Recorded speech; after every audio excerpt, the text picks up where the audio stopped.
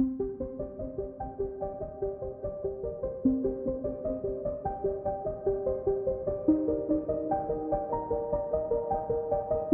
మనము దేవుని యొక్క వాక్యాన్ని వినే సమయానికి వచ్చాము. మరి శ్రద్ధగా ఆసక్తితో కొద్ది నిమిషాలు దేవుని మాటలు మనం విందాం.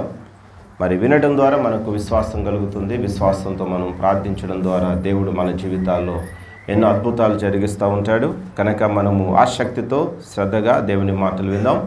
మరి 40వ కీర్తన 1 నుండి 3 వచనాలు చదువుకున్నాం. మరి యొక్క 40వ కీర్తన దావీదు మహారాజు రాశాడు. దావీదు గారు 40వ కీర్తనలో దావీదు చెప్తున్న మాట ఏమిటంటే, మొదటి వచనంలో యెహోవా కొరకు నేను సహనముతో ఏం చేసి తిని కనిపెట్టుకుంటే. కాబట్టి దావీదు తన జీవితంలో దేవుని కొరకు ఎలా కనిపెట్టుకున్నాడంటే సహనముతో ఆయన కనిపెట్టుకున్నాడు. సహనం అంటే ఓర్పుతో కనిపెట్టుకున్నాడు. కాబట్టి దేవుడు ఏం చేశాడు అని దావీదు చెప్తున్నాడంటే, మొట్టమొదటిగా 40వ కీర్తన మొదటి వచనంలో నేను సహనముతో దేవుని కొరకు కనిపెట్టుకుంటుని గనుక ఆయన ఒకటి నాకు చెవియొగ్గి నా మొరను ఆయన ఏం చేశాడు, ఆలకించాడు.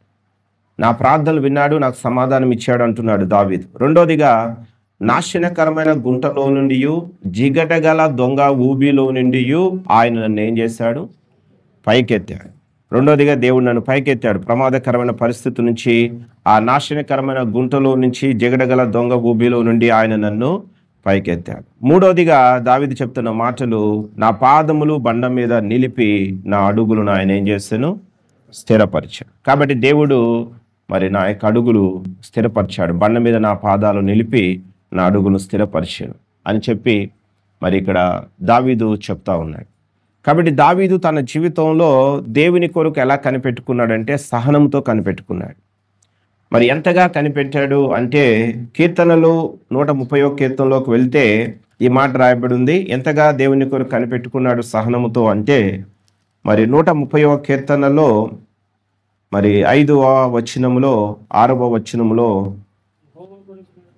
యెహోవా కొరకు నేను కనిపెట్టుకొనుచున్నాను, నా ప్రాణము ఆయన కొరకు కనిపెట్టుకొనుచున్నది, ఆయన మాట మీద నేను ఆశ పెట్టుకుని ఉన్నాను. కావలి వారు ఉదయం కొరకు కనిపెట్టుట కంటే ఎక్కువగా నా ప్రాణము ప్రభు కొరకు కనిపెట్టుచున్నది. నా కావలి వారు ఉదయం కొరకు కనిపెట్టుట కంటే ఎక్కువగా నా ప్రాణము కనిపెట్టుచున్నది. ఇది కూడా దావీదు గారు రాసిన కీర్తనే. దావీదు గారు అంటున్నారు, యెహోవా కొరకు నేనేం చేస్తున్నాను, కనిపెట్టుకుంటున్నాను. నా ప్రాణము ఆయన కొరకు కనిపెట్టుకుంటుంది. ఎంతగా కనిపెట్టుకుంటున్నాడు దేవుని కొరకు అంటే, కావలి వారు ఉదయం కొరకు కనిపెట్టుట కంటే ఎక్కువగా నా ప్రాణము ఆయన కొరకు ఏం చేయుచున్నది, కనిపెట్టుచున్నది. కావలి వారంటే కాపలాదారుడు, వాచ్మెన్, నైట్ డ్యూటీ చేసేవాడు. దేని కొరకు ఎదురు చూస్తూ ఉంటాడంటే, ఎప్పుడు తెల్లవారవుతుందా, ఎప్పుడు నేను డ్యూటీ విడిచిపెట్టి మరి ఇంటికి వెళ్ళాలా అని చెప్పి ఆ కాపలాదారుడు ఉదయం కొరకు ఎంతగా ఆశతో ఎదురు చూస్తూ కనిపెట్టుకుంటూ ఉంటాడో, దానికంటే ఎక్కువగా దావీదు గారు ఇక్కడ ఎవరి కొరకు కనిపెట్టుకుంటున్నాడంటే దేవుని కొరకు ఆయన కనిపెట్టుకుంటాడు. కానీ మన జీవితాల్లో కూడా దేవుని కొరకు మనం కనిపెట్టుకునుట నేర్చుకోవాలి. సహనముతో మనం ఓర్పుతో మరి కనిపెట్టుకోవడం మనం నేర్చుకోవాలి. మన జీవితాలు ఏది పొందాలన్నా మనిషికి ఏముండాలంటే సహనం అనేది ఉండాలండి. దేవుడు ప్రతిదీ కూడా మనం అనుకున్న సమయంలో దేవుడు జరిగించాడు. దేవుడు ప్రతిదీ కూడా తన సొంత సమయంలో ఆయన జరిగిస్తాడు. మరి బైబిల్ ఏం చెప్తుందంటే, ప్రతి దానికి ఏముంది అంటే సమయం అనేది కలదు అని బైబిల్ చెప్తా ఉంది. ఈ సందర్భంలో ప్రసంగి గ్రంథంలో కూడా ఒక మాట రాసి ఉన్నది. ప్రసంగి గ్రంథం 3వ అధ్యాయంలో మనము మొదటి వచనంలోకి వెళ్తే, ప్రతిదానికి సమయము కలదు, ఆకాశము క్రింద ప్రతి ప్రయత్నమునకు సమయము కలదు. పుట్టుటకు చచ్చుటకు, నాటుటకు నాటబడిన దాన్ని పెరికివేయుటకు, చంపుటకు బాగు చేయుటకు, పడగొట్టుటకు కట్టుటకు, ఏడ్చుటకు నవ్వుటకు, దుఃఖించుటకు నాట్యమాడుటకు, రాళ్ళను పారవేయుటకు, రాళ్ళను కుప్ప వేయటం. ఇలాగా ప్రతిదానికి ఏముంది అంటున్నాడంటే సమయం అనేది కలదు అని అంటున్నాడు. కానీ దేవుడు ప్రతిదీ కూడా తన సమయం ముందే జరిగిస్తూ ఉంటాడు. కానీ మనం ఏమి చేయాలి అంటే, ఆయన సమయం వచ్చేంత వరకు కనిపెట్టుకుంటూ ఓర్పుతో మరి ఎదురు చూస్తూ ప్రార్థన చేయాలి. ఈనాడు అంతా ఫాస్ట్ యుగాలు అయిపోయినాయి. ఫాస్ట్ ఫుడ్లు వచ్చేసినాయి. ప్రతిదీ కూడా మనం అనుకున్న సమయంలోనే అది అయిపోవాలనుకుంటా ఉంటాం. ఒకవేళ అలా జరగకపోతే మనం దేవుని పైన ఆయాసపడుతూ ఉంటాం. కొన్నిసార్లు దేవుని మందిరాన్ని కూడా మనము మానేస్తూ ఉంటాం. కానీ ఒక విషయాన్ని మనం ఎన్నడూ మర్చిపోకూడదు. దేవుడు ప్రతిదీ కూడా మన సమయంలో చేయడు. దేవుడు ప్రతిదీ కూడా తన సొంత సమయంలోనే జరిగిస్తాడు. అయితే మనము దేవుని సమయం వచ్చేంత వరకు వేచి ఉండటం నేర్చుకోవాలి. ఇప్పుడు అమ్మాయికి వివాహం కావట్లేదు అనుకోండి. కాబట్టి ఎప్పుడు అంటే దేవుని సమయం వచ్చేంత వరకు ఎదురు చూస్తూ మనం ఏం చేయాలి? ప్రార్థన చేయాలి. ఇంకే వివాహం కావట్లేదు ఎవరికొకరికి అని చెప్పి అనులకి వివాహం చేయకూడదు. తర్వాత ఇంకా అలాగే మనకు ఉద్యోగం రావట్లేదు, ఏదో ఒక ఉద్యోగం అని చెప్పి దేవునికి వ్యతిరేకంగా ఉద్యోగాలు మనం ఏం చేయకూడదు? జాయిన్ కాకూడదు. సహనముతో దేవుని సమయం వచ్చేంత వరకు ప్రతి విషయంలో ఏముందంటే సమయం అనేది కలదు. ఆ సమయం వచ్చేంత వరకు వేచి ఉండి ప్రార్థన చేస్తూ కనిపెట్టుకుంటే తప్పకుండా దేవుడు మనకు సహాయం చేస్తాడు. మరి దావీదు విషయానికి వస్తేనండి, దావీదు ఎంతగా కనిపెట్టుకున్నాడో తెలుసా దేవుని కొరకు? ఈ యొక్క దావీదు గురించి బైబిల్ ఏం చెప్తుందంటే, దేవుడు దావీదును రాజుగా నిర్ణయించాడు. ఎప్పుడు నిర్ణయించాడు దావీదును రాజుగా అంటే, మనం 1 సమూయేలు గ్రంథం 13వ అధ్యాయంలోకి వెళ్తే ఈ మాటలు జాగ్రత్తగా మనసు పెట్టి మీరు వినండి, వింటేనే మీకు అర్థమవుతాయి. 1 సమూయేలు 13వ అధ్యాయంలో ఇక్కడ 1 సమూయేలు 13వ అధ్యాయంలో 13వ వచనంలో దేవుడు సౌలు మహారాజుతో చెప్తున్నాడు సమూయేలు ద్వారా. ఏమని? అందుకు సమూయేలు ఇట్లా నేను నీ దేవుడైన యెహోవా నీకిచ్చిన ఆజ్ఞను గైకొనక నీవు అవివేకపు పని చేసితివి. నీ రాజ్యము ఇశ్రాయేలు మీద సదాకాలం స్థిరపరచుటకు యెహోవా తలంచి ఉండెను. అయితే నీ రాజ్యము నిలవదు. యెహోవా తన చిత్తానుసారమైన మనసు గల ఒకరిని కనుగొని ఉన్నాడు. నీకు ఆజ్ఞాపించిన దాన్ని నువ్వు గైకొనకపోతివి గనుక యెహోవా తన జనుల మీద అతనిని అధిపతినిగా నియమించు. ఇక్కడ సౌలు మహారాజు ఒక అవివేక పని చేశాడండి. ఏంటి సౌలు చేసిన అవివేక పని అంటే, మరి దైవజనుడైన సమూయేలు గారు అర్పించవలసిన దహన బలిని సమూయేలు ప్రవక్త రావటం ఆలస్యమవుతుందని చెప్పి ఈ సౌలు మహారాజు దహన బలి అర్పించేశాడు. ఈ 13వ అధ్యాయం 8వ వచనం నుంచి మీరు చదివితే ఆ మాటలు కనిపిస్తాయి. ఆ దినాల్లో బలు అర్పించేది ఎవరంటే సేవకులు అర్పించాలి. మరి రాజుగారు అర్పించే పని అది కాదు. రాజుగారు శత్రువులు ఎవరు కూడా తన దేశంపైకి యుద్ధానికి రాకుండా మరి అన్ని రకాల ఏర్పాట్లు చేసుకోవటం, ప్రజల క్షేమాన్ని చూడటం రాజు పని. కానీ దైవజనుడు చేయవలసిన పని దహన బలి అర్పించడం. దైవజనుడు చేయవలసిన పనిని ఈ సౌలు గారు ఓపిక లేక తాను అర్పించేశాడు. తాను అర్పించడం ముగించగానే దైవజనుడు సమూయేలు గారు వచ్చేసారు. అప్పుడు సమూయేలు ప్రవక్త ద్వారా దేవుడు సౌలుతో మాట్లాడుతున్నాడు. ఏమనంటే, నీవు అవివేకపు పని చేశావు కాబట్టి నీ రాజ్యము నిలవదు. దేవుడు ఒక వ్యక్తిని కనుగొన్నాడు, ఆ వ్యక్తిని నీ స్థానం రాజుగా ఏర్పాటు చేయబోతున్నాడు అని దేవుడు ఇక్కడ ఎవరితో చెప్పాడంటే సౌలు గారితో దేవుడు చెప్పాడు. ఎవరికి చెప్పాడంటే దావీదుకు చెప్పాడు. చెప్పిన తర్వాత ఏం జరిగిందంటే, దేవుడు దావీదును రాజుగా అభిషేకించాడు. ఎప్పుడు అంటే 1 సమూయేలు 16వ అధ్యాయంలోకి వెళ్దాం. 1 సమూయేలు 16వ అధ్యాయంలోకి వెళితే ఇక్కడ 13వ వచనం, సమూయేలు తైలపు కొమ్మును తీసుకొని వాని సహోదరుల ఎదుట వానికి అభిషేకము చేశాడు. నాటి నుండి యెహోవా ఆత్మ దావీదు మీదకి బలముగా వచ్చెను. తర్వాత సమూయేలు లేచి రామాకు వెళ్ళిపోయాడు. 16వ అధ్యాయంలో సమూయేలు ప్రవక్త ద్వారా దేవుడు దావీదును రాజుగా అభిషేకించాడు. అంటే వెంటనే ఇక దావీదు రాజు కాలేదండి, అభిషేకించబడ్డాడు. తర్వాత ఏం జరిగిందని మనం ఆలోచిస్తే, ఈ సౌలు మహారాజు దావీదును చంపడానికి ప్రయత్నం చేశాడు. ఎందుకు అంటే, మరి సౌలు మహారాజు చేయలేని పనిని దావీదు దేవుని సహాయంతో చేశాడు. ఏంటి ఆ పని అంటే, సౌలు గొలియాతుని చంపలేకపోయాడు, కానీ దావీదు దేవుని సహాయంతో గొలియాతుని చంపేస్తాడు. ఈ విషయం 1 సమూయేలు 17వ అధ్యాయంలో రాయబడి ఉంటుంది. అయితే 18వ అధ్యాయంలోకి మనం వెళితే 1 సమూయేలు 18వ అధ్యాయంలో మరి ఇశ్రాయేలు దేశంలో ఉన్న స్త్రీలందరూ కూడా మరి దావీదు చేసిన పనిని బట్టి దావీదును పొగుడుతూ దావీదుకి 10,000 జయజయలు అంటారు. సౌలు గారికి 1000 జయజయలని స్తుతులు పాడతారు. 18వ అధ్యాయంలో మీరు 6వ వచనం 7వ వచనం చదివితే అక్కడ మనకు కనిపిస్తుంది. అది ఎప్పుడైతే సౌలు ఈ మాటలు విన్నాడో అది సౌలుకి ఇష్టంగా ఇంపుగా లేదటండి. 8వ వచనంలో ఆ మాటలు సౌలునకు ఇంపుగా ఉండనందున అతడు బహు కోపము తెచ్చుకుని వారు దావీదునకు 10,000 కొలదనియు నాకు 1000 కొలదనియు స్తుతులు పాడిరే, రాజ్యము తప్ప మరి ఏమి అతడు తీసుకునగలడు అనుకునిను. కాబట్టి నాటి నుండి సౌలు దావీదు మీద విషపు చూపు నిలిపాడటండి. సౌలు దావీదు మీద విషపు చూపు అంటే అసూయ పెట్టుకున్నాడు. ఎప్పుడు నాకు సమయం దొరుకుతుందా దావీదుని చంపాలని చెప్పి ఎదురు చూశాడు. అయితే బైబిల్ ఏం రాస్తుందంటే సౌలు గారు దావీదు చేతికి చిక్కలేదు కానీ దావీదు సౌలు చేతికి చిక్కలేదు కానీ దావీదు గారు సౌలు చేతికి చిక్కలేదు కానీ సౌలు ఎవరి చేతికి చిక్కిపోయాడు? దావీదు చేతికి చిక్కాడు. సౌలు దొరికిపోయాడు దావీదు చేతిలో. ఈ మాట చదువుదాం. 1 సమూయేలు గ్రంథంలో 23వ అధ్యాయం 1 సమూయేలు 23వ అధ్యాయం 14వ వచనం.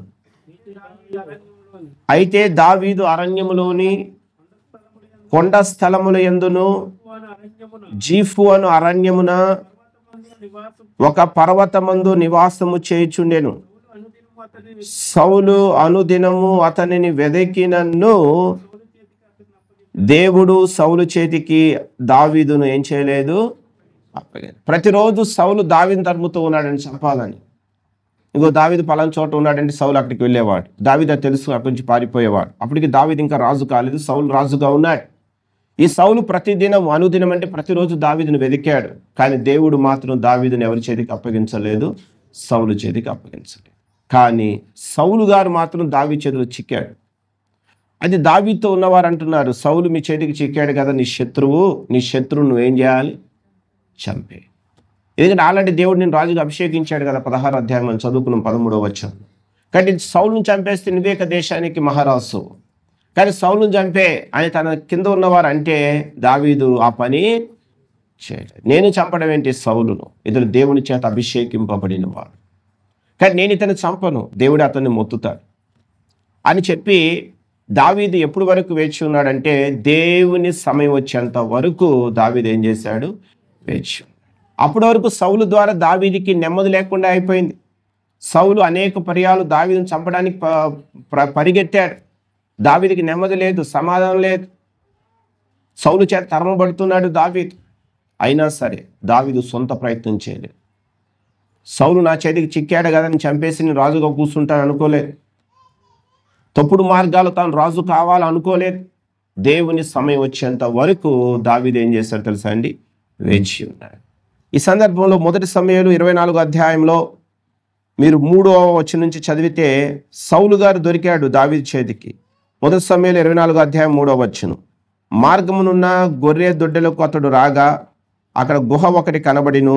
అందులో సౌలు శంఖా నివృత్తికి పోగా దావీదును అతని జనులను ఆ గృహ లోపలి భాగంలో ఉండిరి గనుక దావీదు జనులు అంటున్నారు, అదిగో నీ దృష్టికి ఏది మంచిదో అది నీవు అతనికి చేయనట్లు నీ శత్రువు నీ చేతికి అప్పగింతునని యెహోవా నీతో చెప్పిన దినము వచ్చినని అతనితో అనగా దావీదు లేచి వచ్చి సౌలునకు తెలియకుండా అతని వస్త్రపు చెంగును పోసి సౌలు పై వస్త్రము తాను పోసిన దావీదు మనసుకు నొచ్చి ఇతడు యెహోవా చేత అభిషేకము నొందిన వాడు గనక యెహోవా చేత అభిషిక్తుడైన నా ప్రభువునకు నేను ఈ కార్యము చేయును, యెహోవాను బట్టి అతనిని నేను చంపను అని తన జనులతో చెప్పాడు. చూసారండి, సౌలు గారు చిక్కినప్పటికీ దావీదు ఎవరిని చంపలేదు? సౌలుని చంపలేదు. ఒకవేళ మనమే దావీదు స్థానంలో ఉంటే మనమైతే ఏం చేస్తాం? మనకి మంచి అవకాశము దొరికింది. ఈయన చంపేస్తే ఇక నేనే రాజు దేశాన్ని, దేవుడు ఆల్రెడీ అభిషేకించాడు రాజుగా అని మన సొంత ప్రయత్నాలతో మనం తొందరపడి ముందుకు వెళ్ళిపోతాం. బైబిల్లో ఒక మాట రాస్తుంది, తొందరపడి నడుచువాడు ఏం చేస్తాడు?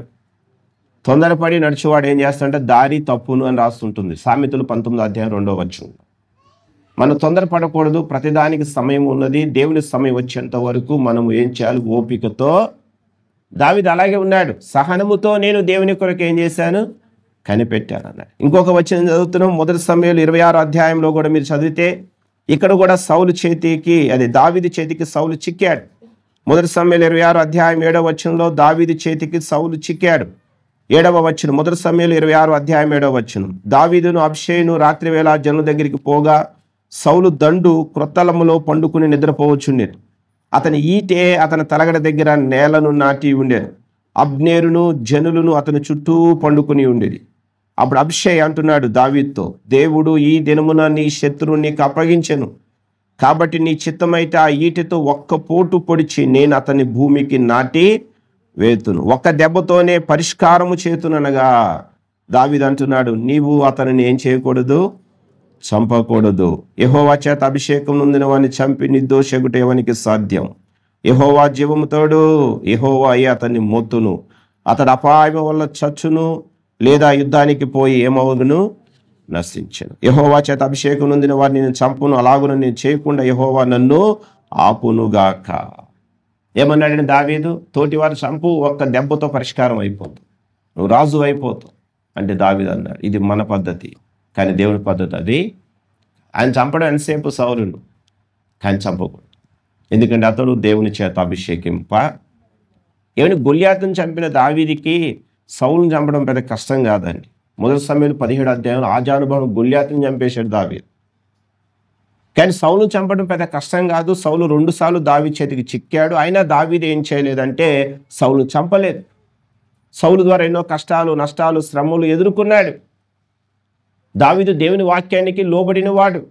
బైబిల్లో దేవుడు చెప్పాడు, తన ప్రవక్తలకు కీడు చేయకూడదని, తను అభిషేకించిన వారిని ముట్టకూడదని దేవుడు ఆజ్ఞ జారీ చేశాడు. మీరు 105వ కీర్తన 14 వచనం చదివితే అక్కడ రాస్తుంటుంది. మరి ఆ దినాల్లో సేవకులే కాదండి దేవుని చేత అభిషేకింపబడేది. ఆ దినాల్లో రాజులు కూడా దేవుని చేత ఏం పొందేవారు, అభిషేకింపబడేవారు. కాబట్టి దావీదు కేవలం దేవుని వాక్యానికి లోబడి కష్టాలు, నష్టాలు, శ్రమలు అనుభవించడానికైనా ఇష్టపడ్డాడే కానీ సౌలును చంపడానికి ఇష్టపడలేదు. దావీదు దేవుని సమయం వచ్చేంత వరకు వేచి ఉన్నాడు, సొంత ప్రయత్నాలు చేయలేదు. నేను చంపేస్తే సౌలు, నేను చంపితే నేనే కదా రాసును, అలాంటి సమయంలో ప్రవక్త వచ్చి నన్ను అభిషేకించాడు కదా, ఇక నాకు తిరుగు లేదు కదా అనుకోలేదండి దావీదు. దేవుని సమయం కొరకు వేచి ఉన్నాడు. మరి ఎన్ని సంవత్సరాలు వేచి ఉన్నాడో మనకైతే తెలియదు, కానీ దావీదు ఎన్నో సంవత్సరాలు వేచి ఉన్నాడు. తను అభిషేకింపడిన వెంటనే రాజు కాలేదండి, ఎన్నో సంవత్సరాలు వేచి ఉన్నాడు. సౌలు ద్వారా ఎన్నో ఇబ్బందులు ఎదుర్కొన్నాడు. అయితే ప్రియులారా, దేవుని సమయం రానే వచ్చింది. ప్రతిదానికి సమయం ఉన్నది అన్నట్టుగా దేవుడి సమయం రానే వచ్చిందండి. సౌలు మహారాజు చనిపోయాడు. ఎలా చనిపోయాడు సౌలు అంటే, ఫిలిస్తీన్లు సౌలుపైకి యుద్ధాన్ని ప్రకటిస్తారు. ఆ యుద్ధంలో సౌలు మహారాజు ఫిలిస్తీన్ల చేతిలో ఓడిపోతారు. అవమానాన్ని భరించలేక సౌలు తన కత్తిపై తానే పడి ఆత్మహత్య చేసుకుని ఆయన ఏమైపోతాడు, చనిపోతాడు. ఈ విషయం 1 సమూయేలు మనందరూ తెలుసు. 31వ అధ్యాయంలో 4వ వచనంలో సౌలు సున్నత లేని వీరు వచ్చి నన్ను పొడిచి అపహాస్యము చేయకుండానట్లు నీ కత్తి దూసి దాని చేత నన్ను పొడువుమని తన ఆయుధాలను మోయవానితో చెప్పగా అతడు భయము చేత అలాగు చేయనొల్లకుండెను గనుక సౌలు తన కత్తి పట్టుకుని దాని మీద పడిను. చూసారండి, సౌలు గారు తన కత్తి మీద పడి తానే ఏం చేసుకున్నాడు, ఆత్మహత్య చేసుకున్నాడు. ఈ రీతిగా సౌలు జీవితం ఏమైందంటే తర్వాత ఏం జరిగిందంటే, ఈ విషయం దావీదుకు తెలిసింది. దావీదు అప్పటికి ఎక్కడికో పారిపోతాడు. ఈ విషయం దావీదు తెలిసినప్పుడు దావీదు వెంటనే ఏం చేశాడో తెలుసా అండి? 2వ సమూయేలు గ్రంథం 2వ అధ్యాయంలోకి వెళ్ళిపోదాం. 2వ సమూయేలు 2వ అధ్యాయంలో ఇది జరిగిన తర్వాత యూదా పట్టణము 1వ వచనం. 2వ సమూయేలు 2వ అధ్యాయం 1వ వచనం. ఇది జరిగిన తర్వాత యూదా పట్టణంలోనికి నేను పోదునా అని దావీదు యెహోవా యొద్ద విచారణ చేయగా పోవచ్చునని యెహోవా అతనికి సెలవిచ్చెను. నేను పోవలసిన స్థలం ఏదని దావీదు మనవి చేయగా హెబ్రోనుకు పొమ్మని ఆయన సెలవిచ్చాను. కాబట్టి ఇప్పుడు దావీదు హెబ్రోనికి వెళ్ళాడు. 3వ వచనంలో తన భార్య పిల్లలను తీసుకుని 2వ వచనంలో హెబ్రోనికి వెళ్ళాడు. 3వ వచనం చదివితే దావీదు తన యొద్ద ఉన్న వారందరినీ వారి ఇంటి వారిని తోడుకుని వచ్చాను. వీరు హెబ్రోను గ్రామములలో కాపురం ఉండేది. అంతటా యూదావారు అక్కడికి వచ్చి యూదావారి మీద రాజుగా దావీదునకు పట్టాభిషేకము చేస్తారు. అభిషేకించింది దేవుడు, పట్టాభిషేకం చేసింది మనుషులు. యూదా ప్రజలందరూ వచ్చి దావీదుకి ఇక్కడ ఏం చేశారు, పట్టాభిషేకం చేశాడు. మొదటి సమూయేలు 16:13 సమూయేలు ప్రవక్త వచ్చి దావీదుని ఏం చేశాడు? రాజుగా అభిషేకించాడు. కాబట్టి ప్రియులారా, ఇక్కడ దావీదు విషయంలో మనకేం కనిపిస్తుందంటే దేవుని కొరకు ఆయన ఎలా ఉన్నాడు? సహనంతో. కనుకనే దేవుడు తన సొంత సమయంలో గొప్ప కార్యం చేశాడు. కానీ మన జీవితాల్లో కూడా అలా ఉండటం నేర్చుకోవాలి. కానీ ఈనాడు చాలామందికి సహనం ఉండట్లేదు, కానీ తొందరపాటు ఉంటా ఉంది. ప్రతిదీ కూడా వారు అనుకున్న సమయంలో అనేది జరిగిపోవాలి, లేకపోతే దేవునిపై ఆయాసపడతారు, మందిరానికి రారు, దేవునికి దూరం అయిపోతూ ఉంటారు. కానీ సహనముతో ఉన్నవారి జీవితాలు దేవుడు గొప్ప కార్యాలు చేస్తాడండి. నిజంగా భక్తులైన వారందరూ కూడా ఎలా ఉన్నారంటే దేవుని కొరకు సహనముతో కనిపెట్టుకుని ఉన్నారు. వారు యోబు జీవితంలో కూడా మనం చదువుతాం. యోబు జీవితంలో ఎన్నో కష్టాలు వచ్చినాయి.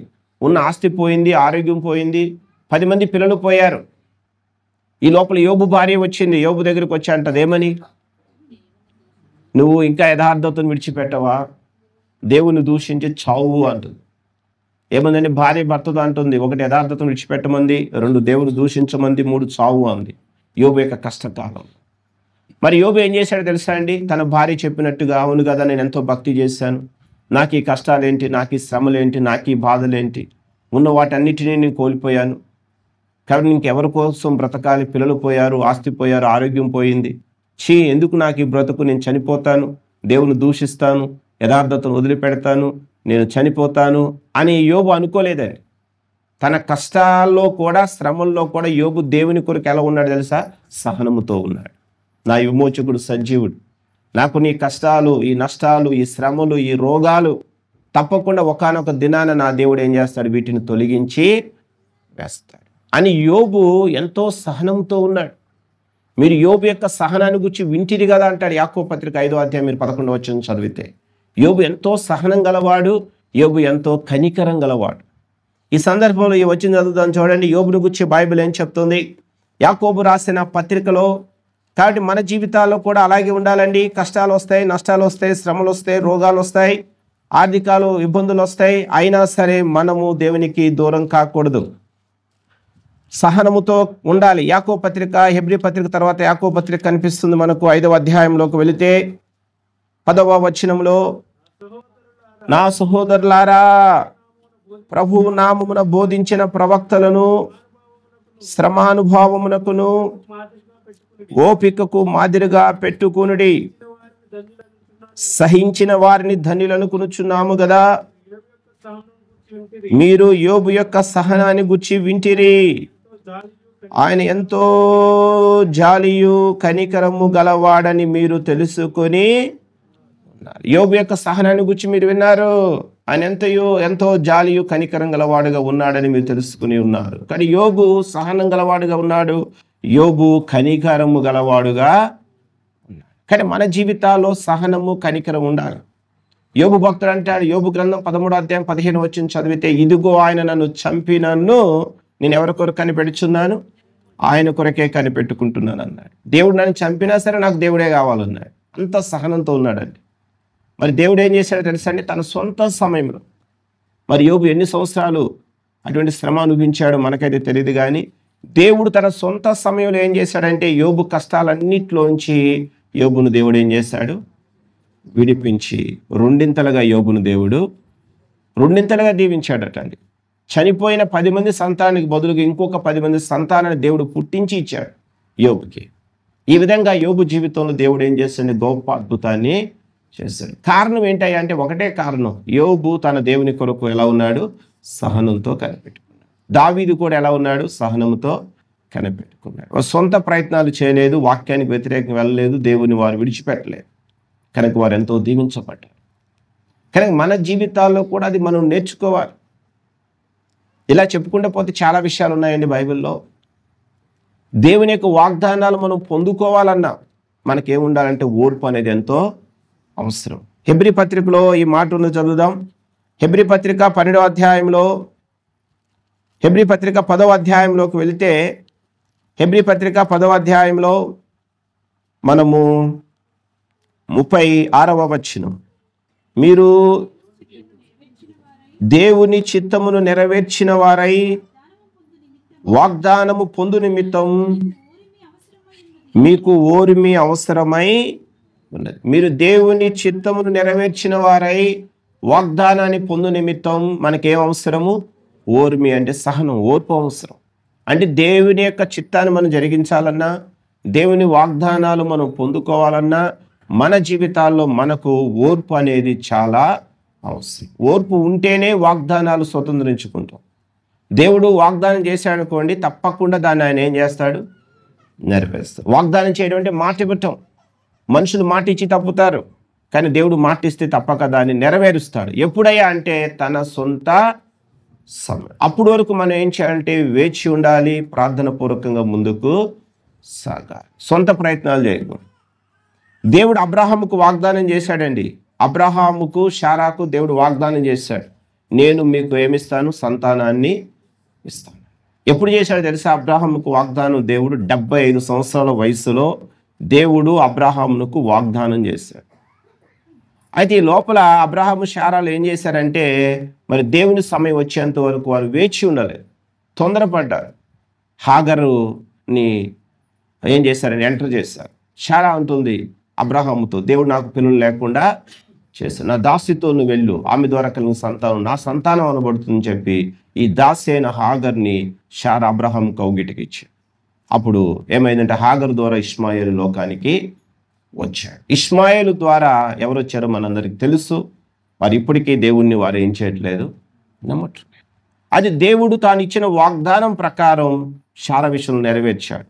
అబ్రహాముకు 100 సంవత్సరాల వయసు వచ్చినప్పుడు దేవుడు శారా గర్భాన్ని ఏం చేశాడు? తెరిచి శారాకు ఇస్సాకు అనే ఒక కుమారుని దేవుడు బహుమానంగా ఇచ్చాడు. అంటే 75 సంవత్సరాల వయసులో దేవుడు అబ్రహాంకు వాగ్దానం చేస్తే ఆ వాగ్దానం ఎప్పుడు నెరవేర్చబడింది అంటే 100 సంవత్సరాల వయసులో. అంటే ఎన్ని సంవత్సరాలు? 25 సంవత్సరాలు. అప్పుడు వరకు అబ్రహాం వేచి ఉండాల్సింది, కానీ వేచి ఉండలేదు, తొందరపడ్డాడు. దేవునికి వ్యతిరేకంగా హాగరుతో ఆయన వెళ్ళాడు. ఆ దినాల్లో యజమానురాలు ద్వారా పిల్లలు లేకపోతే దాసి ద్వారా పిల్లలు పొందుకునే వాడుక ఆ దినాలు ఉండేది. అది లోక ఆచారం. దైవ పిల్లలండి లోక ఆచారాలు పాటించకూడదు. వాక్యం ఏం చెప్తుంది దాన్ని మనం ఏం చేయాలి? పాటించాలి. ఈ దినాల్లో కూడా కొంతమంది వివాహాలు అవుతాయి, పిల్లలు పుట్టకపోతే వారు తమ భార్య విడిచిపెట్టి ఇంకొక స్త్రీలను ఏం చేస్తున్నారు? వివాహాలు చేసుకుంటున్నారు. అది వాక్యానికి వ్యతిరేకం. దేవుడు సమయం వచ్చేంత వరకు వేచి ఉండాలి. తన భార్యను విడిచిపెట్టుట యెహోవాకు అసహ్యకరమైన కార్యమని మలాకి గ్రంథం 2వ అధ్యాయం 16వ వచనం రాస్తుంది. కాబట్టి భర్త భార్య విడిచిపెట్టకూడదు, భార్య భర్తను విడిచిపెట్టు. చనిపోయేంత వరకు కూడా వారు కలిసి ఉండాలి. మరణం తప్ప ఏది భార్య భర్తను వేరు చేయకూడదని దేవుని వాక్యం చెప్తా. కానీ ఈనాడు అనేక మంది క్రైస్తవులే పిల్లలు లేరని చెప్పి భార్య విడిచిపెట్టి ఇంకో స్త్రీని వివాహాలు చేసుకుంటున్నారు. అంటే దేవుని సమయం వచ్చేంత వరకు వారు ఏం చేయట్లేదు? వేచి ఉండట్లేదు. అబ్రహాం వేచి ఉండలేకపోయాడు, కనుకనే వచ్చారు ఇష్మాయేలు ద్వారా దేవునికి వ్యతిరేకమైన జనాంగం ఈ లోకంలో. కానీ మన జీవితాల్లో తొందరపాటు ఉండడం ద్వారా మనం ఎంతో ఏం చేస్తామంటే ప్రతిదానికి సమయం ఉందండి. ఆ సమయం వచ్చేంత వరకు మనం వేచి ఉండాలి. ఇశ్రాయేలు ప్రజలు అరణ్య యాత్రలో ముందుకు వెళ్తున్నప్పుడు ఈ మోషే అనే దైవజనుడు అండి సినాయి కొండపైకి వెళ్తాడు. అంటే 10 ఆజ్ఞలు తీసుకురావడానికి ఈ మోషే గారు సినాయి కొండపైకి వెళ్తాడు. వెళ్ళిన మోషే గారు తిరిగి రాడండి. అంటే దేవుడితోనే ఆయన ప్రార్థనలు గడుపుతూ ఉంటాడు. ఈ లోపల ఇశ్రాయేలు ప్రజలందరూ కంగారు పడిపోయి మోషే అన్నయ్య అహరోను దగ్గరికి వచ్చేసి, ఐగుప్తు దేశం నుంచి మమ్మల్ని బయటకు నడిపించి మోషే అన్నవాడు ఏమయ్యాడో కనపట్లేదు, అయ్యా అహరోను గారు మాకు ముందు నడవడానికి మా కొరకు మీరు ఏం చేయాలి? ఒక దేవతను చేయండి అని ఇశ్రాయేలు ప్రజలందరూ అహరోనుతో అడిగారు. అంటే మోషే అన్న అహరోను. అప్పుడు అహరోను అయినా సరే ప్రజలను గద్దించలేదండి.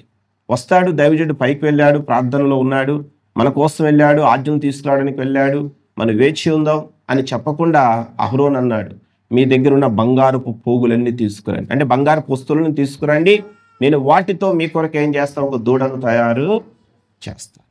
కాబట్టి వారు బంగారపు వస్తువులతో అన్ని తేగానే అహరోను వాటితో ఒక దూడను తయారు చేసిన అహరోను అంటున్నాడు ఇశ్రాయేలులందరితో, మిమ్మల్ని ఐగుప్తు దేశం నుంచి బయటకు నడిపించిన మీ దేవుడైన యెహోవా ఇదిగో ఈ దూడను మీరు ఏం చేయాలి? పూజ. అంటే ప్రజలందరూ కూడా ఏం చేశారో తెలుసా అండి? ఆ బంగారపు దూడ ఎదుట నాట్యం ఆడటం, బంగారపు దూడను దేవుడిగా పూజ చేయడం చేశారు. అంటే ఇశ్రాయేలు ప్రజలు మోషే గారు వచ్చేంత వరకు ఏం చేయలేకపోయారు, వేచి ఉండలేక తత్ఫలితంగా ఏం జరిగిందో తెలుసా? ఈ ప్రజలందరూ బంగారు పుత్రులను పూజించడం ద్వారా ఏం జరిగిందంటే దేవుని ఉగ్రత ప్రజల మీదకి వెళ్ళిపోయింది. ఈ సందర్భంలో ఈ వచనం చదువుదాం. ఎంతమంది చనిపోయారు అక్కడ? నిర్గమాకాండం 32వ అధ్యాయంలో దేవుని సమయం మోషే గారు వచ్చేంత వరకు వేచి ఉండకుండా ఇక్కడ సొంత తీర్మానం తీసుకుని వారు వెళ్ళారు. తత్ఫలితంగా ఏం జరిగింది ఇక్కడ అంటే 32వ అధ్యాయంలో మీరు 28వ వచనం చదువుదాం. 28వ వచనం, లేవీలు మోషే మాట చప్పున చేయగా ఆ దినమున ప్రజలలో ఇంచుమించు 3000 మంది ఏమైపోయారు? కూలిరి. 3000 మంది చనిపోయారండి. దేవుని ఉగ్రత వచ్చేసింది ఆ ప్రజల మీదకి, దూడను పూజించిన ప్రజల మీదకి. ఎందుకంటే బైబిల్ చెప్తా ఉంది, యేసుక్రీస్తును తప్ప మనం దేన్ని కూడా పూజలు చేయకూడదు, ఆరాధించకూడదు. ఈనాడు చాలా మంది ఏం చేస్తున్నారంటే అక్షయుడగు దేవుని యొక్క మహిమను, అక్షయుడు అంటే నశించిపోని వాడనర్థం. ఈ నశించిపోని దేవుని యొక్క మహిమను దేనికి చేస్తున్నారు? మనుషులెక్కయు, చతుష్పాద జంతువులెక్కయు, పక్షులెక్కయు, పురుగులెక్కయు ప్రతిమా స్వరూపాలుగా మార్చిరి అని రాస్తాడు రోమపత్రిక 1వ అధ్యాయం 23వ వచనంలో. క్షేమ్ అంటే నశించిపోయే మనిషి రూపంలో విగ్రహాలు చేసుకోవటం, జంతు రూపాల విగ్రహాలు చేసుకోవటం, పక్షి రూపాల విగ్రహాలు, పురుగు రూపాల విగ్రహాలు చేసుకుని వాటిని దేవుళ్ళుగా ఏం చేస్తూ ఉన్నారు? పూజిస్తూ ఉన్నారని రాశాడు. అది పాపం. విగ్రహారాధికులు మండుచున్న అగ్నిగుండంలో పాలు పొందుతారు, ఇది 2వ మరణం, నరకమని ప్రకటన 21వ అధ్యాయం 8వ వచనంలో మనం చదువుతూ ఉన్నాం. కాబట్టి ప్రియులారా, మంచిది. ఇక్కడ 3000 మంది చనిపోవడమే కాదండి, దేవుని ఉగ్రత దేవుని ప్రజల మీదకి వెళ్ళిపోయి దేవుడు మోషేతో అంటున్నాడు, చూడండి నేను వారి పేర్లు జీవ గ్రంథం నుంచి తొలగించేస్తానంటున్నాడు. ఈ మాట చదువుదాం 32వ వచనంలో. 31 చదువుదాం. 31, అప్పుడు మోషే యెహోవా యొద్దకు తిరిగి వెళ్ళి, అయ్యో ఈ ప్రజలు గొప్ప పాపము చేసిరి, వారు బంగారు దేవతను తమ కొరకు చేసుకునిరి. అయ్యో నీవు వారి పాపమును ఒకవేళ పరిహరించితివా, లేని ఎడల నీవు రాసిన నీ గ్రంథములో నుండి నా పేరు తుడిచివేయమని బ్రతిమాలు కొనుచున్నాను నేను. అందుకు యెహోవా, ఎవడు నా ఎదుట పాపం చేసినో వానిని నా గ్రంథము నుండి తుడిచివేయుదును. కాబట్టి నువ్వు వెళ్ళి నేను నీతో చెప్పిన చోటికి ప్రజలు నడిపించు. ఇదిగో నా దూత నీకు ముందుగా వెళ్ళును. నేను వచ్చే దినమున వారి పాపమును వారి మీదకి రప్పించదని మోషేతో చెప్పాడు. అహరోను కల్పించిన దూడను ప్రజలు చేయించినందున యెహోవా వారిని ఏం చేశాను? బాధ పెట్టాను. చూసారండి, దైవజనుడు వచ్చేంత వరకు వేచి ఉండక తొందరపడి దూడను చేసుకుని దాన్ని పూజించి ప్రజలు ఇక్కడ ఎంతో బాధలు అనిపించడం మొదలుపెట్టారు.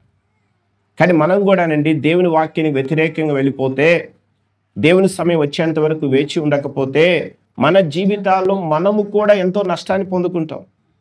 కనుక ప్రతిదానికి సమయం ఉందని దేవుడు చెప్పాడు. ఆ సమయం వచ్చేంత వరకు తప్పక మనం ఏం చేయాలంటే వేచి. సౌలు రాజ్యాన్ని కోల్పోయాడు. ఎలా రాజ్యాన్ని కోల్పోయాడు? మనం చదువుకున్న 1 సమూయేలు 13వ అధ్యాయం 8వ వచనం చదివితే, దైవజనుడు వచ్చేంత వరకు సౌలు ఏం చేయలేదు, వేచి ఉండా. ఈ సేవకుడు ఎప్పుడు వస్తాడు, ఆయన వచ్చేదాకా ఎవరు వేచి ఉంటారు అని చెప్పి దైవజనుడు చేయాల్సిన దహన బలి తానే అర్పించాడు. అందుకే దేవుడు నువ్వు రాజుగా ఉండకుండా తొలగిస్తున్నాను అన్నాడు. అంతే. అంటే సౌలు తొందరపాటు వలన రాజ్యాన్ని కోల్పోయాడు. ఇక్కడ కూడా ప్రజలు తొందరపాటు వలన దేవుని చేత బాధింపబడ్డారు. 3000 మంది చనిపోయారు ఇక్కడ. అబ్రహాము తొందరపాటు వల్ల దేవునికి వ్యతిరేకంగా జనాంగం లోకంలోకి వచ్చేసారు. కానీ మన జీవితాల్లో తొందరపడకూడదు. ప్రతిదానికి సమయం ఉంది. ఆ సమయం వచ్చేంత వరకు వేచి ఉండాలి. అది ఒక పుస్తకంలో ఒక కథ చదివానండి నేను. ఆ కథ ఏంటంటే, ఒక రైతు ఉంటాడు. ఆ రైతుకి ఒక కోడిపెట్ట దొరుకుతుంది. కోడిపెట్ట. ఆ కోడిపెట్ట అంట రోజుకి ఒక్కొక్క బంగారు కోడిగుడ్డు పెడతా ఉన్నాడు. అది అమ్ముకుంటాడు. రైతు డబ్బు తెచ్చుకుంటున్నాడు, జీవనాన్ని కొనసాగిస్తూ ఉన్నాడు. ఒకరోజు రైతు అనుకున్నాడంట, రోజుకి ఇది ఒక కోడి గుడ్డు పెడతా ఉంది, దాన్ని అమ్ముకోవటం, డబ్బు తెచ్చుకోవటం, ఇదంతా చాలా కష్టంగా ఉంది. ఈ కోడి పెట్టను కానీ నేను చంపేస్తే దాని లోపల ఎన్నో బంగారపు కోడిగుడ్లు ఉంటాయి. వాటన్నిటిని అమ్మేస్తే నేను ఒకేసారి ఏమైపోతాను, గొప్ప ధనవంతుని అయిపోతాను. అది రోజుకు ఒక కోడిగుడ్డు పెట్టేంత వరకు దానికోసం ఎవరు వేచి ఉంటారు, ఎవరు ఓపికతో ఉంటారు, సహనంతో ఉంటారు. ఒకేసారి దాన్ని చంపేస్తే కోడిగుడ్లన్నీ బయటకు వచ్చేస్తే అనుకున్నాడు ఆయన. అనుకుని దాన్ని కోసాడట. కోస్తే దాంట్లో ఏం లేదు కోడిగుడ్లు. అంటే ఆయన తొందరపాటు ద్వారా ఏం చేశాడంటే విలువైన దాన్ని. అంటే ఇది కథ మాత్రమే. కోడిపెట్ట బంగారు కోడిగుడ్డు ఎలా పెడుతున్నా అడగండి, ఎందుకంటే ఇది కథ మాత్రమే. అంటే దీని యొక్క భావం ఏంటంటే తొందరపాటు వలన మన జీవితాల్లో మనం ఏం చేస్తాం, ఎంతో నష్టం. కానీ సమయం వచ్చేంత వరకు వేచి ఉండాలి, ఓపికతో ఉండాలి. అందుకే పౌలు భక్తుడు కొరింథీ సంఘానికి ఉత్తరం రాస్తూ ఒక చక్కని మాట చెప్తాడు. ఏమని చెప్తాడంటే 2వ కొరింథీయులకు రాసిన పత్రికలోకి వెళితే 2వ కొరింథీ పత్రికలో మనము 6వ అధ్యాయంలో 2వ కొరింథీ 6వ అధ్యాయంలో 4వ వచనం చదువుకుందాం. 2వ కొరింథీ 6వ అధ్యాయం 4వ వచనం. శ్రమల యందును ఇబ్బందుల యందును ఇరుకుల యందును దెబ్బల యందును చెరసాలలోను అల్లరలోను ప్రయాసాలలోను జాగారాలలోను ఉపవాసాలలోను మిగుల ఓర్పు గలవారమై. చూసారండి, శ్రమలలో, ఇబ్బందుల్లో, ఇరుకులలో, దెబ్బలలో, చెరసాలలో, అల్లరులో, ప్రయాసాలలో, జాగారాలలో, ఉపవాసాలలో ఏం కలిగి ఉన్నారట? మిగుల ఓర్పు గలవారు. మిగులు అంటే చాలా ఓర్పుతో ఉన్నారు. వారికి శ్రమలు వచ్చినాయి, కష్టాలు వచ్చినాయి, ఉపవాసాలు ఉన్నారు, చెరసాలు ఉన్నారు, దెబ్బలు తిన్నారు, అవమానాలు పొందారు. అయినా సరే వారు ఓపికతో ఓర్పుతో దేవుని కొరకు కనిపెట్టుకున్నారు. కనుక దేవుడు వారిని దీవించాడు, వారి శ్రమలన్నిటిలోంచి వారిని విడిపించాడు. కానీ మన జీవితాల్లో కూడా ఇవన్నీ వస్తాయండి. అయితే వీటన్నిటిలో కూడా మనం ఓపికతో ఉండటం నేర్చుకోవాలి. అసలు దేవుడు తన బిడ్డల జీవితాల్లో కావాలని కొన్ని కార్యాలు దేవుడు ఏం చేస్తూ ఉంటాడు తెలుసా అండి? ఆలస్యము. నువ్వు ప్రార్థన చేస్తావు కానీ దానికి ఏమిటో సమాధానం రాదు. కానీ వస్తుంది ఎప్పుడు? దేవుని యొక్క సమయం. ఆ సమయం వచ్చేంత వరకు మనం ఏం చేయాలంటే ఓపిక కలిగి ప్రార్థన చేయాలి. అసలు దేవుడు ఎందుకు మన జీవితాల్లో కొన్ని కార్యాలు ఆలస్యం చేస్తాడు? కావాలని ఎందుకు ఆలస్యం చేస్తాడు అంటే బైబిల్లో ఒక మాట రాస్తుంది. యెషయా గ్రంథం 30వ అధ్యాయం. యెషయా గ్రంథం 30వ అధ్యాయంలో మనము 18వ వచనం చదువుతున్నాం. యెషయా 30వ అధ్యాయం 18వ వచనం. కావున మీ యందు దయ చూపవలెనని యెహోవా ఆలస్యము చేయుచున్నాడు, మిమ్మును కరుణింపవలెనని ఆయన నిలువబడి ఉన్నాడు. యెహోవా న్యాయము తీర్చు దేవుడు, ఆయన నిమిత్తము కనిపెట్టుకుని వారందరూ ధన్యులు. యెషయా గ్రంథం 30వ అధ్యాయం 18వ వచనంలో మనందరి ఎడల దయ చూపవలెనని దేవుడు ఏం చేస్తున్నాడంటే ఆలస్యము చేయొచ్చు. మనకు దయ చూపాలని, మనల్ని దీవించాలని, హెచ్చించాలని దేవుడు మన జీవితాల్లో కొన్ని కార్యాలు ఏం చేస్తూ ఉన్నాడండి? ఆలస్యము చేస్తాం. కానీ దేవుడు ఆలస్యం చేస్తాడు కానీ అలక్ష్యం అయితే చేయడండి. అలక్ష్యం చేసేవాడు కాదు దేవుడు. కొంతమంది దేవుడు అలక్ష్యం చేస్తున్నాడు, ఎంత ప్రార్థన చేసినా పట్టించుకోవట్లేదు అని కొంతమంది సహనాన్ని కోల్పోయి దేవునికి వ్యతిరేకంగా వెళ్ళిపోతూ ఉంటారు. దయచేసి అలా వెళ్ళకండి. మన జీవితాల్లో దేవుడు ప్రతిదీ కూడా, ప్రతి కార్యం కూడా తన సొంత సమయంలోనే దేవుడు జరిగిస్తాడు. ఆయన సమయం వచ్చేంత వరకు ఓపిక కలిగి మనం ప్రార్థన చేస్తూ ముందుకు వెళ్ళాలి. అప్పుడు మన జీవితాలు మనం ఎంతో గొప్ప దీవెన పొందుకుంటాం. యోబు జీవితంలో అదే జరిగింది, దావీదు జీవితంలో అదే జరిగింది. యోసేపు జీవితం కూడా మనం చదవలేదు కానీ యోసేపు కూడా తన జీవితంలో ఎన్నో శ్రమల గుండా వెళ్ళినా సహనంతో ఉంటాడు. కనుక యోసేపును కూడా దేవుడు బహుగా ఏం చేశాడంటే దీవించాడు. మరి కొంతమంది సహనాన్ని కోల్పోయి సొంత ప్రయత్నాలు చేశారు. వారు తమ జీవితాలు ఎంతో ఏమైపోయారు? నష్టపోయారు. కానీ సహనంతో కనిపెట్టుకుంది. సహనం, ఓపిక ఉండాలన్నాడు దేవుడు కదండి. ఇప్పుడు రక్షణ పొందడానికి కూడా కొంతమంది ఏం చేస్తూ ఉంటారు? దేవుడు ఓపికతో ఉండమన్నాడు, సహనంతో ఉండమన్నాడు. ఈ సంవత్సరం కాదు వచ్చే సంవత్సరం రక్షణ పొందుతానంటా ఉంటా. అమ్మ, దానికి సహనం, ఓర్పు అవసరం లేదు. ఎప్పుడైతే మనం వాక్యం వింటామో, ఎప్పుడైతే మనం పాపులమని గ్రహిస్తామో వెంటనే మన పాపాలు ప్రభు దగ్గర ఒప్పుకొని ఏం చేయాలి? రక్షణ పొందాలి. బైబిల్ ఏముందో తెలుసా అండి? ఇదిగో ఇదే రక్షణ దినం. ఇప్పుడే ఆ మాట చదువుతుంది. 2వ కొరింథీ పత్రికలో ఏమంటున్నాడు దేవుడు? కొంతమంది దేవుడు ఓపికతో ఉండమన్నాడు, సహనంతో ఉండమన్నాడు. కాబట్టి నేను ఇప్పుడు పొందనండి, మారు మనసు ఇప్పుడు పొందను, రక్షణ ఇప్పుడు పొందను, మా అమ్మాయి పెళ్ళి అయిన తర్వాత పొందుతాను, లేకపోతే మా అబ్బాయికి ఉద్యోగం వచ్చిన తర్వాత పొందుతాను అంటా ఉంటారు కొంతమంది. 2వ కొరింథీ పత్రికలో ఎక్కడ ఉందండి అది మాట? మనము ఇదే రక్షణ దినము, ఇదే అనుకూల సమయం అంటాడు. 6వ అధ్యాయం అండి, 2 కొరింథీ 6వ అధ్యాయం 2వ వచనంలో, అనుకూల సమయమందు నీ మొరను ఆలకించి తిని, రక్షణ దినమందు నిన్ను నేనేం చేసి తిని ఆదుకుంటుని అని ఆయన చెప్పుచున్నాడు కదా. ఇదిగో ఇప్పుడే మిక్కిలి అనుకూలమైన సమయం, ఇదిగో ఇదే రక్షణ దినం, ఇదిగో ఇప్పుడే మిక్కిలి అనుకూలమైన సమయం, ఇదిగో ఇదే రక్షణ దినం. ఇప్పుడే రక్షణ దినం. రేపు ఉంటాం ఊడిపోతామని తెలియదు. ఈరోజు మనది, రేపు మనది కాదు.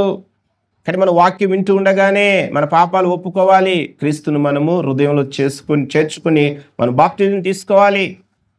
లూదియా అనే స్త్రీ తాను ఎప్పుడైతే పౌలు గారి ద్వారా వాక్యం వినదో వెంటనే తాను తన ఇంటి వారు ఏం చేస్తారు? బాప్టిజము తీసుకున్నారు. చెరసాల నాయకుడు తన ఇంటి వారు ఎప్పుడైతే పౌలు గారి ద్వారా వాక్యం విన్నారో వారు కూడా వెంటనే ఏం చేశారు? బాప్టిజం కొరకు సిద్ధపడ్డారు. ఐతుపేట నపుంసకుడు అపుస్తకాలు 8వ అధ్యాయం చదువుతాం. ఆయన కూడా ఫిలిప్పో ద్వారా వాక్యాన్ని వినగానే ఆయన రక్షణ పొంది వెంటనే ఏం చేశారంటే బాప్టిజము తీసుకున్నారు. కాబట్టి మనం రక్షింపబడటానికి, మారు మనసు పొందడానికి ఆలస్యము. ఎవరి ఇల్లు కాలిపోతుంది అనుకోండి, ఏం చేయాలి? దేవుడు సహనంతో ఉండమని చెప్పి సహనంతో ఉండకూడదు. వెంటనే వెళ్ళి ఏం చేయాలి? మనం అంత సహాయం వారికి అందించాలి. మనం ఎలా ఉంటాం తెలుసా అండి? ఉండవలసిన విషయాలు ఏముండదు మనిషికి సహనము, ఉండకూడని విషయాలు ఏం చేస్తూ ఉంటారు? ఎంతో సహనాన్ని చూపిస్తారు. కాబట్టి మనం ఏ విషయాలు సహనంతో ఉండాలో ఆ విషయాలు ఏం చేయాలి? సహనంతో ఉండాలి. మన శ్రమల్లో, కష్టాల్లో తప్పక మనం సహనంతో ఉండాలి. దేవుడి నుంచి మనం ఏదైనా ఒకటి పొందాలంటే తప్పకుండా ఏముండాలి? సహనము. సహనము లేనివారు, దేవుని కొరకు కనిపెట్టని వారు, తొందరపాటి నిర్ణయాలు తీసుకునేవారు తమ జీవితాలు ఏది వారు సాధించలేరు. కానీ దావీదు గారు చెప్తున్న మాట 41వ కీర్తన 1వ వచనంలో, నేను సహనముతో ఆయన కొరకు ఏం చేశాను? కనిపెట్టుకున్నాను. కనుక సహనంతో కనిపెట్టుకున్న దావీదు ఎంతో దీవించబడ్డాడు. కనుక మన జీవితాలు కూడా సహనంతో ప్రభు కొరకు కనిపెట్టుకుంటూ ప్రభు యొక్క దీవెనలు మనం పొందుకుందాం. మరి అట్టి కృపా దేవుడు మనందరికీ దయచేయునుగాక.